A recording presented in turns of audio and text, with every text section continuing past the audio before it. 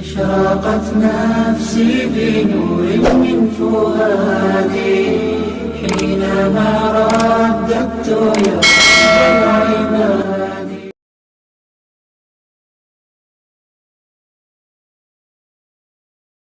أعوذ بالله من الشيطان الرجيم. بسم الله الرحمن الرحيم.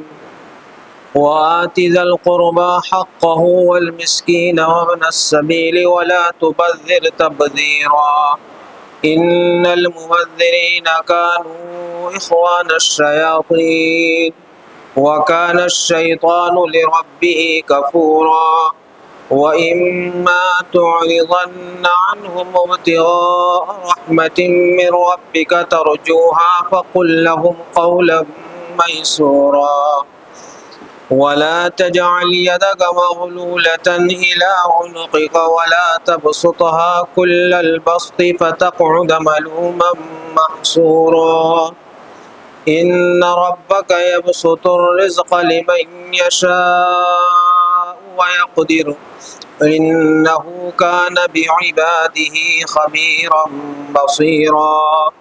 صدق الله العظيم وصدق رسوله النبي الكريم ونحن على ذلك من الشاهدين والشاكرين.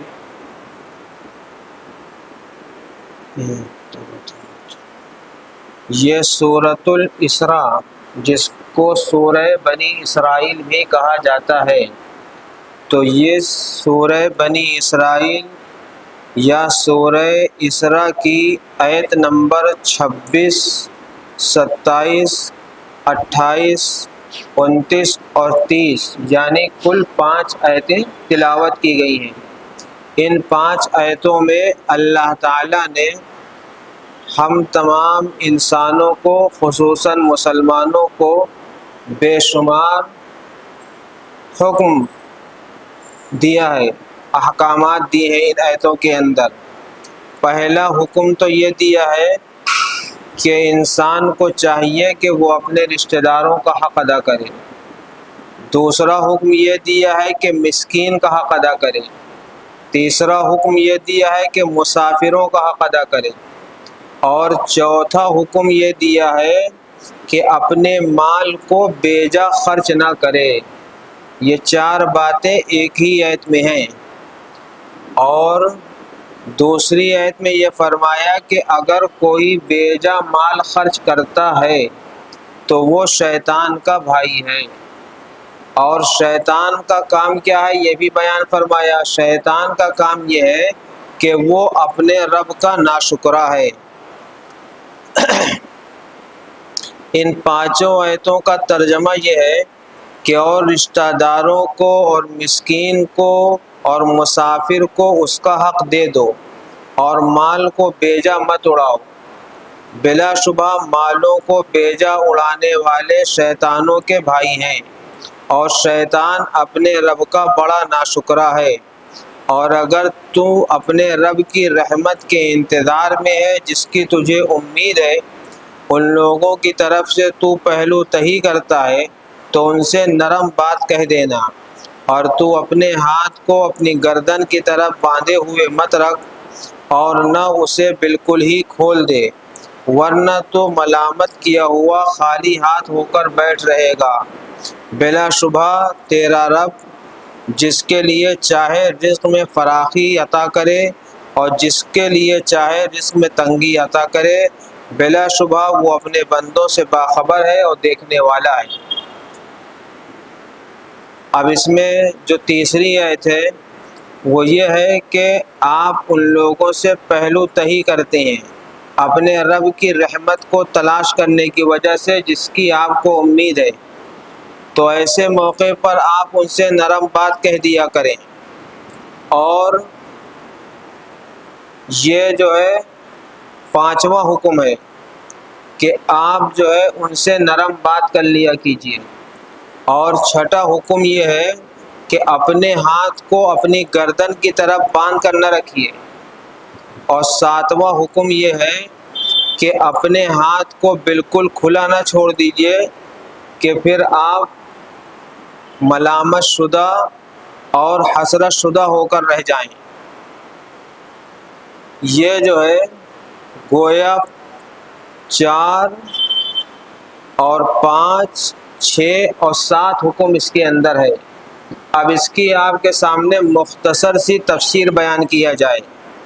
دیکھیے، سب سے پہلی بات تو یہ ہے کہ آتی ذی القربہ حقہ، 3 لوگوں کے حق کے بارے میں بتایا گیا ہے۔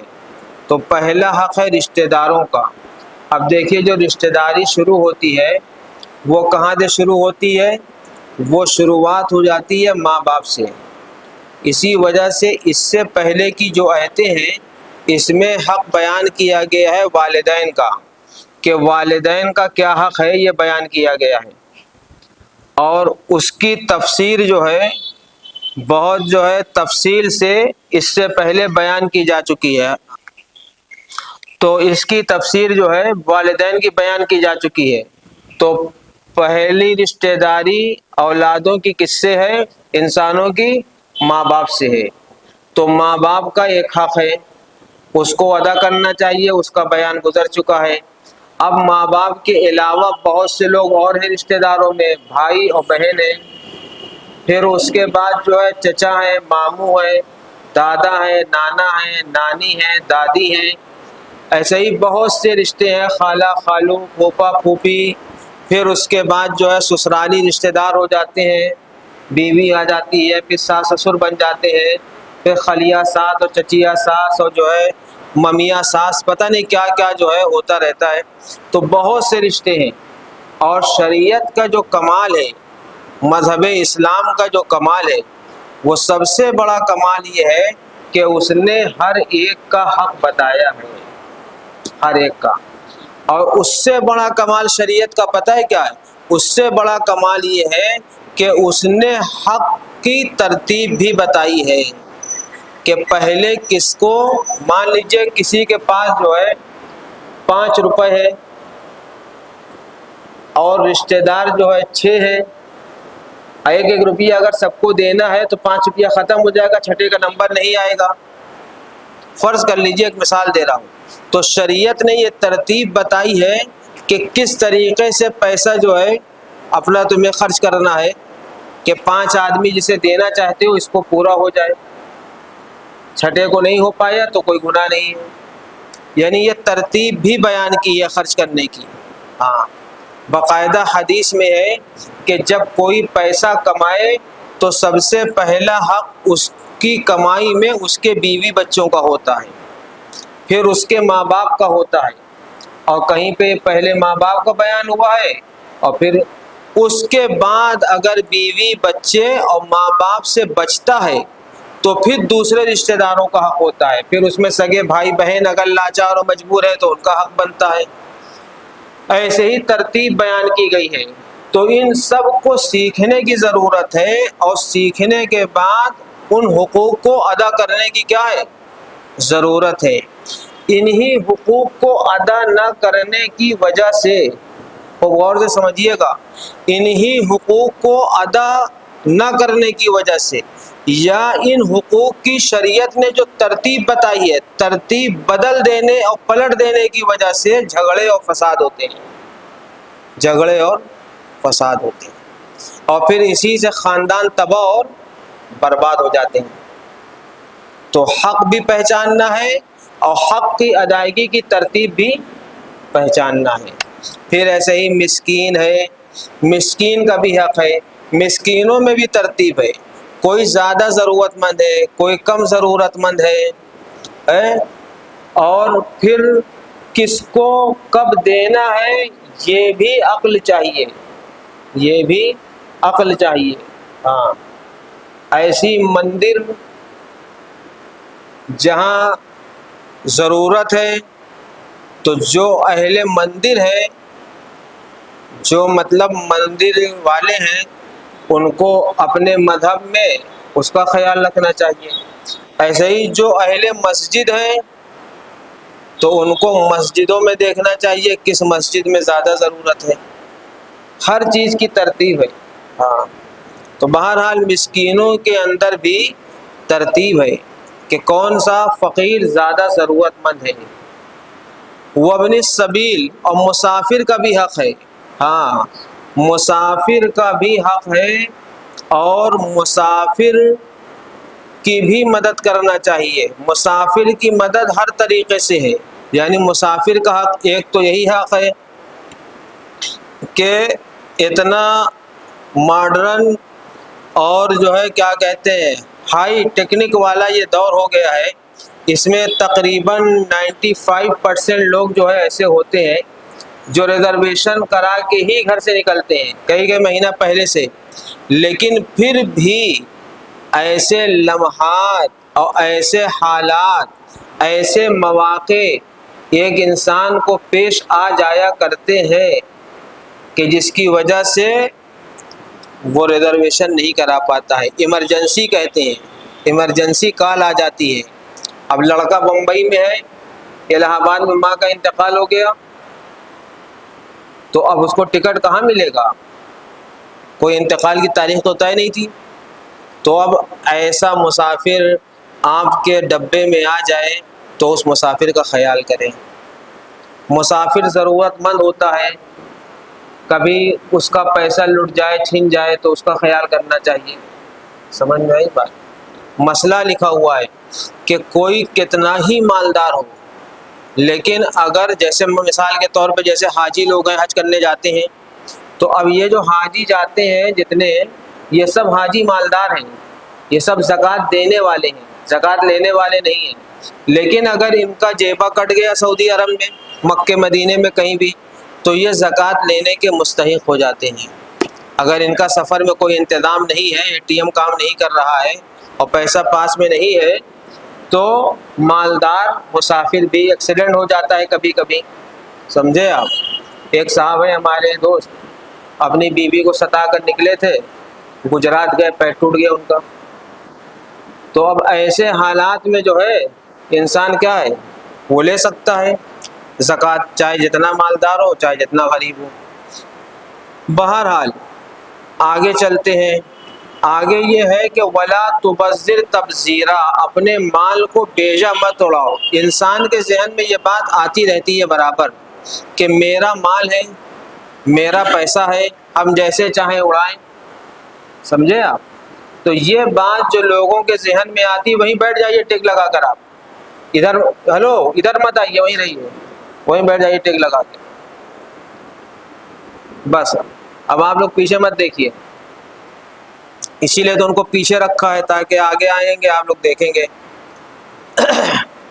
تو ولا تبذر تبذیرا، اپنے مال کو بیجا مت اڑائیے، سمجھے آپ؟ لوگوں کے ذہن میں یہ بات آتی ہے کہ ہمارے پاس مال ہے، ہم نے کمایا ہے محنت سے، یا ہم کو باپ دادا سے ملا ہے تو ہم جیسے چاہیں اڑائیں۔ نہیں، یہ مال اللہ تعالیٰ کا دیا ہوا ہے، اس کو آپ بیجا نہیں اڑا سکتے۔ قرآن کریم میں ولا تسرفو بھی آیا ہے کہ اسراف نہ کرو، جس کو ہم لوگ اسراف کو فضول خرچی کہتے ہیں۔ اور ولا تبذر تبذیرا، ایک لفظ قرآن میں تبذیر بھی آیا ہے، تو اسراف اور تبذیر میں فرق کیا ہے؟ تو اسراف اور تبذیر میں فرق ہے، بہت بڑا فرق بھی ہے اور بہت چھوٹا سا فرق بھی ہے، اس کو سمجھیے۔ فرق یہ ہے کہ اسراف کہتے ہیں جو ضرورت کے ہمارے کام ہے اس میں زیادہ خرچ کرنا۔ تو اب ضرورت ہماری کیا ہے؟ ضرورت ہے کپڑا پہننا، چشمہ لگانا، موبائل رکھنا، کھانا کھانا، یہ سب ضرورت ہے ہماری، سواری ضرورت ہے۔ تو اب ان ضرورتوں میں پیسہ زیادہ خرچ کرنا یہ اسراف ہے، اور جن چیزوں کی ہم کو ضرورت نہیں ہے ان میں پیسہ خرچ کرنا یہ تبذیر ہے۔ تو اس سے یہ معلوم ہوتا ہے کہ تبذیر بڑا گناہ ہے اور اسراف جو ہے ہلکا گناہ ہے۔ ایک بار علماء کی جماعت بیٹھی ہوئی تھی کسی مسجد میں، ایسے ہی بیٹھی ہوئی تھی مسجد کے حال میں، علماء بیٹھے ہوئے تھے، تو ایک شخص نے کسی عالم دین سے پوچھا جو ان میں امیر مجلس تھے کہ آپ یہ بتائیے کہ اسراف اور تبذیر میں کیا فرق ہے؟ تو اس وقت جو ہے مسجد میں تقریباً 6 پنکھے چل رہے تھے اور لوگ کم تھے، पंखों की 3 ही ज़रूरत थी। तो वो आलिम साहब ने कहा कि ये जो 3 पंखे चल रहे हैं ये एतदाल है, ये हमारी ज़रूरत है, और जिन 3 पंखों के चलने की ज़रूरत नहीं है वो जो चल रहे हैं वो इसराफ है। अब वो तबज़ीर किसे कहेंगे? तो उन्होंने कहा कि अगर हम लोग निकल के बाहर दालान में बैठ जाएं और पंखा बेज़रूरत यहाँ चले तो ये तबज़ीर है। बेज़रूरत कामों में जो खर्च किया जाए वो तबज़ीर है, और ज़रूरत के कामों में हद से बढ़ जाए तो ये क्या है? ये इसराफ है। तो इसराफ से भी शरीयत ने रोका है और तबज़ीर से भी शरीयत ने रोका है। अब वो मौलाना लोग जो इसराफ और तबज़ीर में डूबे हुए हैं वो अपनी कौम को कैसे जो है इसराफ और तबज़ीर से रोकेंगे? वो कहाँ रोक पाएंगे? कभी नहीं रोक पाएंगे। 10-10 घर में भी उनका पेट नहीं भर रहा है। 11वीं और 12वीं ज़मीन की जुस्तजू है कि मिल जाए तो एक फ्लैट वहाँ भी बना ले। तो ये हाल है लोगों का। तो बहरहाल एक मर्तबा हमको जो है याद नहीं आ रहा है, दिल्ली में या सऊदी अरब की किसी दुकान पे एक फ़िलिस्तीनी मिल गया। तो उस वक्त यासिर अराफात ज़िंदा था। तो मैंने पहले फ़िलिस्तीनी से जो है हाल खैरियत पूछा कि कैफ़ा हालक व कैफ़ा अंता, तो उसने कहा अल्हम्दुलिल्लाह बिखैर। फिर मैंने पूछा कैफ़ा अहवाल फ़िलिस्तीन, फ़िलिस्तीन के अहवाल कैसे हैं? तो अब हम लोग जो देखते हैं नेट पे वही सब जानते हैं। तो हमने मोहब्बत से पूछा कि कैफ़ा यासिर अराफात, यानी वो ठीक ठाक हैं, कैसे हैं? तो उसने कहा कि हुआ शैतान।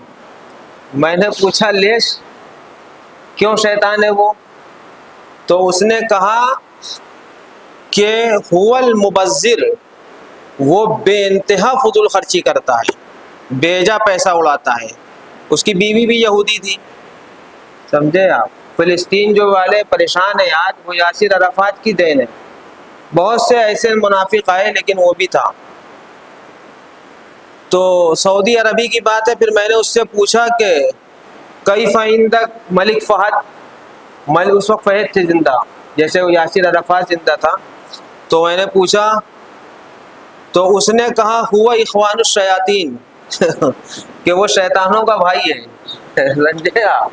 फिर उसने कुरान की यही आयत पढ़ी, इन्नल मुबज़्ज़िरीन कानू इख़वानुश शयातीन, समझे आप। तो उसकी मुराद इस शयातीन के भाइयों से थी। एक तो मिस्र का वो था हस्नी मुबारक, और ये यासिर अराफात और फ़हद, ये सब तीनों जो है, और ऐसे ही वो जो लीबिया का मारा गया है क़ज़्ज़ाफ़ी, ये सब अय्याश किस्म के लोग थे, फजूल खर्ची करने वाले। उसने कुरान की आयत पढ़ी और बताया सब शैतान के भाई हैं, यानी मुसलमानों के हमदर्द ये नहीं हैं। तो बहरहाल अल्लाह ताला खुद फरमा रहे हैं जो लोग फजूल खर्ची करते हैं वो किसके भाई हैं? शैतान के भाई हैं। अब ये हमारे हाथ में है कि हम चाहे शैतान के भाई बन जाएं और चाहे हम अल्लाह के दोस्त बन जाएं, समझे आप, नबी के फरमा बरदार बन जाएं। इन्नल मुबज़्ज़िरीन कानू इख़वानुश शयातीन। और ये भी बताया कि शैतान के भाई हैं, और शैतान का भाई क्यों कहा गया यही अल्लाह ताला फरमा रहे, इसलिए कि शैतान अपने रब का नाशुक्रा है। तो जो शख्स भी, याद रखिएगा, जो शख्स भी दुनिया में फजूल खर्ची करता है, तबज़ीर और इसराफ करता है, वो अपने रब का नाशुक्रा है। क्योंकि रब का शुक्र पता है क्या है? रब का शुक्र यह है कि उसकी इताअत में माल को खर्च किया जाए। रब का शुक्र क्या है? कि उसकी इताअत में, उसकी रज़ा और खुशनूदी में माल को खर्च किया जाए। और उसकी खुशनूदी में, उसकी रज़ा में माल अगर खर्च नहीं हो रहा है, उसकी नाफरमानी में खर्च हो रहा है, तो यही तबज़ीर है, यही इसराफ है। यही तबज़ीर और यही इसराफ है। और इस वक्त मुसलमानों का 90% माल अल्लाह की नाफरमानी में खर्च हो रहा है, अल्लाह की खुशी में खर्च नहीं हो रहा है। आप किसी भी मुसलमान से मिल लीजिए, 90% मुसलमानों का ये हाल है कि दीन और इस्लाम के कामों में अगर उनसे दरख्वास्त की जाए तो वो इतने बड़े हिंदुस्तान के और दुनिया के फ़कीर नज़र आएंगे, کہ جس کی کوئی حد نہیں. اور جب ان کے کارڈ جو آپ کے پاس آتے ہیں اس کی دعوت قبول کر کے ان کے شادی حال میں پہنچ جائیے تو پھر آپ دیکھیے کہ پورے ہندوستان کی دولت انہی کے پاس ہے. نمائش، صرف نمائش ہے.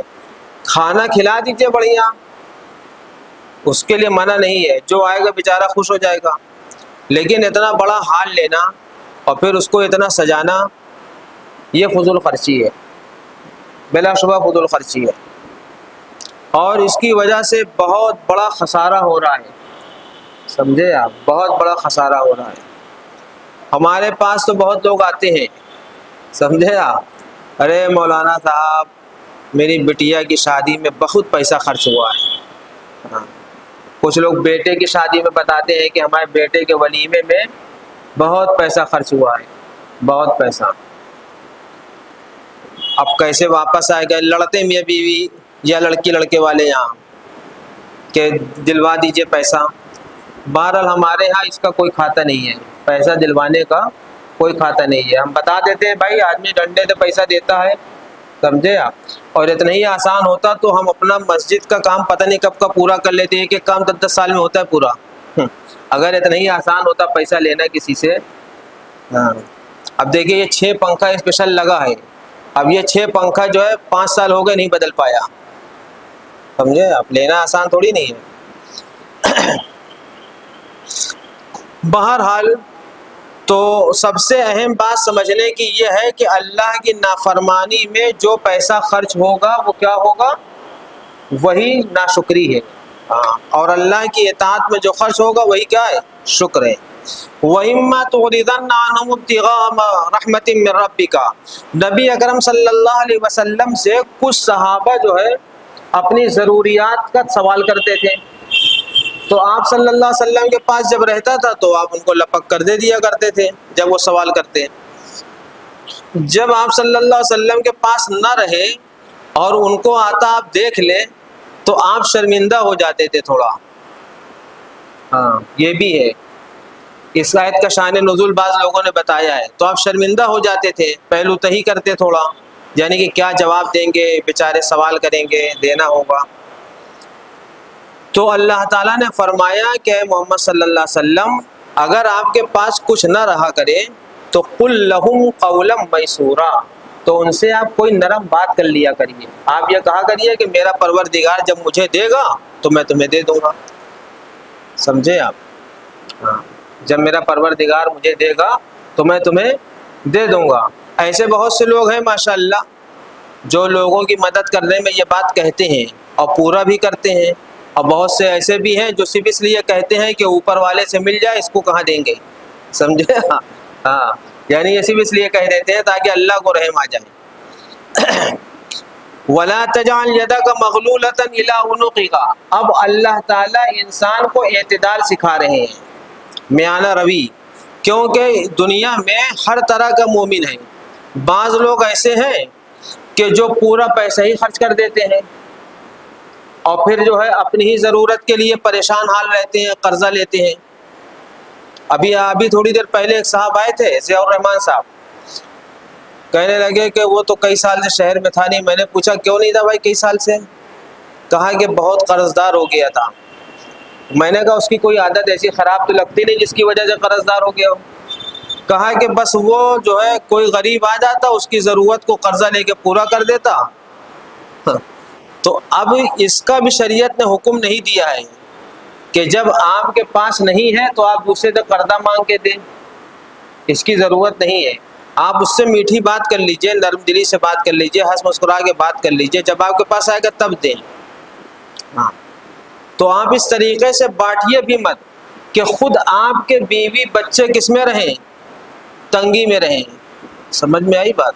ایسے بھی نہ کریے، کیونکہ ابھی ہم نے آپ کو شروع میں بتایا تھا سب سے پہلا حق آپ کی کمائی میں کس کا ہے؟ بیوی بچوں کا ہے. اس لیے بیوی بچوں کو خیال رکھتے ہوئے دوسروں کی مدد کیا جائے. یہ شکایت بھی میرے پاس بہت آتی ہے کہ دوسروں پر خرچ کرتے ہیں اور مجھ پر خرچ نہیں کرتے. کو اس طریقے سے باندھ بھی نہ لے. شریعت نے کہا ہے کہ اس طریقے سے اپنے ہاتھ کو باندھ بھی نہ لے. کہ کوئی غریب فقیر آئے، ضرورت مند آئے تو آپ کا ہاتھ جیب میں جائے ہی نہ، آپ کا ہاتھ اس کو دینے والا ہی نہ رہے۔ وَلَا تَجْعَلْ يَدَكَ مَغْلُولَةً إِلَىٰ عُنُقِكَ، اپنے ہاتھ کو باندھیے بھی مت، یعنی نہ بالکل کنجوس ہو جائیے اور نہ ایسے سخی ہو جائیے کہ آپ اپنا کرتا ہی اٹھا کے دے دیں، سمجھے؟ آپ اب ننگے گھوم رہے ہیں تو ایسے بھی نہ ہو جائیے، شریعت نے روکا ہے، میانہ روی اختیار کریے۔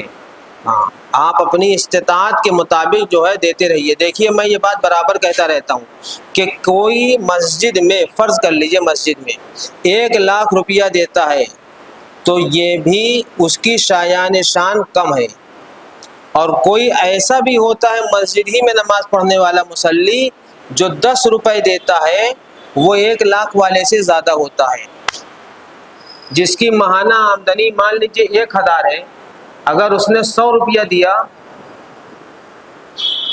تو بہت ہے، اور جس کی ڈیلی آمدنی 1,00,000 روپیہ ہے، سمجھے آپ؟ تو وہ اگر دیتا ہے 1,00,000 تو کوئی بات نہیں ہے، تو اللہ تعالیٰ کے ہاں تو قربانی دیکھی جاتی ہے۔ ہاں، ان ربک یبسط الرزق لمن یشاء ویقدر، بلا شبہ آپ کا پروردگار جو ہے رزق کو پھیلاتا ہے، رزق کو وسیع کرتا ہے، اور اپنے بندوں میں سے جس کو چاہتا ہے رزق عطا کرتا ہے۔ قرآن میں یہ بھی ہے کہ من یشاء بغیر حساب، جس کو چاہتا ہے بلا حساب بھی دیتا ہے۔ یہ اللہ کو اختیار ہے، یہ اللہ کو کیا ہے؟ اختیار ہے، جس کو چاہے جیسے چاہے دے۔ کیوں؟ اس لیے کہ اللہ تعالیٰ اپنے بندوں کے حالات سے باخبر ہے کہ کس کو کیا دینا مناسب ہے۔ ہمارے والد صاحب رحمۃ اللہ علیہ اپنے دوست کے دوست کا واقعہ سناتے تھے کہ ان کا کوئی دوست تھا جو سعودی عرب میں رہا کرتا تھا، اور اس کو بہت شوق تھا، وہ چلا گیا لندن، پھر دوبارہ آ گیا تھا وہ جدہ۔ تو بہرحال لندن میں اس کے دوست کے ساتھ ایک حادثہ یہ پیش آیا کہ اس نے کار خریدا، اور جب کار اس نے خریدا تو بھائی 2-4-10 دن جو ہے کار کا بڑا شوق رہتا ہے، جہاں بھی آتی ہے، جس کے یہاں بھی دیکھتے ہیں لوگ، اگر پہلی بار آئی ہے تو۔ اب جب وہ آفس کے لیے نکلنے لگا تو اس کے 2 بچے چھوٹے چھوٹے دیکھنے آ گئے۔ اب وہ آئینے میں نہیں دیکھ سکا چونکہ بچوں کو تو گھر میں چھوڑ کے آیا تھا وہ، تو دونوں بچے اس کے مر گئے۔ تو کون سی نعمت کس کے لیے ہلاکت کا سبب بن جائے کچھ پتہ نہیں ہے۔ اسی لیے جو اللہ تعالیٰ دے دے اس پر کیا ہو جائے؟ راضی ہو جائے، خوش ہو جائے۔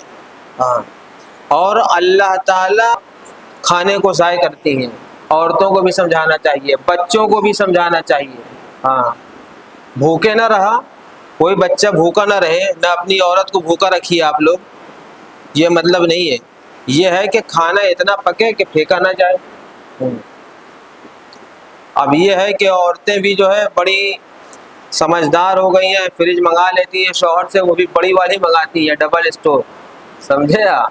ہاں، تاکہ چلاتی رہے گاڑی، انہیں پکانا بھی نہ پڑے۔ تو بہرحال خلاصہ یہ ہے کہ یہاں پہ اس آیت کے اندر جو زیادہ اہم بات ہے وہ یہ ہے کہ فضول خرچی سے بچنا چاہیے۔ اس میں اس وقت پوری دنیا ڈوبی ہوئی ہے۔ حضرت رسول اکرم صلی اللہ علیہ وسلم نے اس سے اپنی امت کو بہت بچایا ہے، یہاں تک بچایا ہے کہ آپ نے فرمایا کہ ایسے لوگوں کی طرف دیکھو بھی مت جو دنیا میں ہر وقت لگے رہتے ہیں۔ حضرت عمر بن خطاب رضی اللہ تعالی عنہ کے پاس ان کی بیوی حضرت حفصہ کو، ایک روایت میں آتا ہے کہ کچھ لوگوں نے بھیجا، اور ایک روایت میں آتا ہے کہ حضرت حفصہ نے خود آ کر حضرت عمر اپنے باپ سے کہا، وہ امیر المومنین بن چکے تھے، کہ آپ کا بستر جو ہے وہ تھوڑا اچھا ہو جائے، آپ اپنا بستر اچھا کر لیجئے۔ تو حضرت عمر نے ان کو 2 طرح سے جواب دیا۔ ایک تو یہ جواب دیا، اگر بھیجنے والوں نے بھیجا تھا تو یہ جواب دیا کہ اگر مجھے معلوم ہو جاتا کہ تم کو کس نے بھیجا ہے تو میں اس کو بڑی سخت سزا دیتا۔ اور پھر دوسری بات اپنی بیٹی سے کہا کہ یہ بتاؤ کہ ان کی بیٹی حضرت محمد صلی اللہ علیہ وسلم کی بیوی تھی کہ محمد صلی اللہ علیہ وسلم کا بستر کیسا تھا؟ تو انہوں نے بتایا. تو پھر اپنی بیٹی سے کہا کہ اے بیٹی، میں یہ نہیں چاہتا کہ حضرت محمد صلی اللہ علیہ وسلم جس طریقے پر چلے ہیں اس طریقے کو ہم چھوڑ دیں، یعنی سادگی اور تواضع کا جو طریقہ تھا. اور پھر فرمایا کہ میں چاہتا ہوں کہ میرے دو ساتھی جو دنیا سے جا چکے ہیں، یعنی حضرت محمد صلی اللہ علیہ وسلم اور حضرت ابو بکر صدیق، میں ان دو ساتھیوں کے راستے پر چل کر ان سے جا کر ملوں. یعنی مطلب یہ تھا کہ ہم اگر سادگی کا راستہ چھوڑ دیں گے تو ہو سکتا ہے کہ ہم جنت کے راستے پہ نہ پہنچ سکیں. سادگی کا راستہ اختیار کیا ہے. اور اخیر تک آپ نے تو اس دھرتی پہ آپ نے دونوں طرح کے بزرگ دیکھا ہوگا. ہم ایک جگہ گئے تھے ایک ملک میں، تو میرے والد صاحب نے بتایا کہ وہ بھی ساتھ میں تھے میرے، تو بتایا کہ جو ہے یہ بزرگ ایسے ہیں کہ جن کے کپڑے پہ شکن نہیں آتی کبھی، اور یہ والے بزرگ ایسے ہیں جو ایک ہفتے سے پہلے کپڑا نہیں بدلتے. تو بزرگوں کے جو ہے الوان ہوتے ہیں عبادت میں بھی الگ الگ، لیکن اسراف اور فضول خرچی کوئی نہیں کرتا ہے. جو بھی اللہ والا ہوگا کبھی اسراف اور فضول خرچی نہیں کرے گا. اب آپ نے اپنے شہر میں بھی دیکھا ہوگا ہر طرح کے بزرگ، سمجھے آپ. ایک بزرگ تھا حضرت مولانا محمد احمد صاحب رحمۃ اللہ علیہ تھے، جنہوں نے اپنے مرنے کے بعد ایک اینٹ بھی نہیں چھوڑی لڑنے کے لیے. بالکل سادگی کے ساتھ دنیا سے چلے گئے، ایک کرائے کے کمرے اور مکان میں زندگی گزار کے ڈاکٹر ابرار صاحب کے ہاں. اور آپ ایسے بھی یہاں پہ جنہیں لوگ بزرگ کہتے ہیں دیکھیں گے کہ دولت کی کوئی انتہا نہیں، کوئی تھا نہیں، سمجھے آپ. ہاں، تو یہ اسراف ہے، فضول خرچی ہے. آپ کو اقتدا کرنا ہے کس کی؟ جو سادہ بزرگ ہو، جو سادہ اللہ والا. آج کل ہم بھی جو ہے بزرگوں کی تلاش میں رہتے ہیں. تو ابھی ہم گئے تھے ایک سفر میں جو ہے وہاں یمنا نگر ایک جگہ ہے، کہاں پہ؟ ہریانہ میں ہے، ہریانہ میں. تو وہاں ایک بزرگ سے مل کے آئے حضرت مولانا عبدالستار صاحب سے. تو انہوں نے ہم کو دیکھا، پڑھا، کچھ سنا. تو انہوں نے ہم کو دو سند دی، ایک حدیث کی سند دی جو حضرت رسول اللہ صلی اللہ علیہ وسلم تک جا کے ملتی ہے، اور ایک قرآن اور تجوید کی سند دی جو حضرت محمد صلی اللہ علیہ وسلم تک جا کے ملتی ہے، پھر حضرت جبرائیل، پھر اللہ تعالیٰ سے. بڑے سادے بزرگ ایک جھوپڑی میں رہتے ہیں، سادگی کے ساتھ زندگی گزار رہے ہیں. تو ایسے لوگ ہیں، تو کبھی کبھی گاہے بگاہے ایسے بزرگوں کی زیارت کرنا چاہیے جس سے جو ہے دنیا کی محبت نکلے. حدیث میں ہے کہ اللہ والا وہ ہے جس کو دیکھ کے کیا یاد آئے؟ اللہ یاد آئے. اور وہ بزرگ ہو ہی نہیں سکتا جس کو دیکھ کے آپ کا دل دنیا کی طرف کیا ہو؟ مائل ہو، کہ ایسی گاڑی مل جائے، ایسا مکان ہو جائے، اتنا پیسہ آ جائے. سمجھ میں آئی بات؟ گاڑی رہے، 100 گاڑی رہے، 200 گاڑی رہے، لیکن دوسروں کی رہے، آپ اس پہ چلیے. خود پیسہ مانگ مانگ کے خریدنا اور جمع کرنا یہ اچھی بات نہیں ہے. اللہ تعالیٰ اس طرح کی جو ہے سوال کرنے سے اور جو ہے کیا کہتے ہیں مال جمع کرنے سے ہم سب کی حفاظت فرمائے. أشرقت نفسي بنور من فؤادي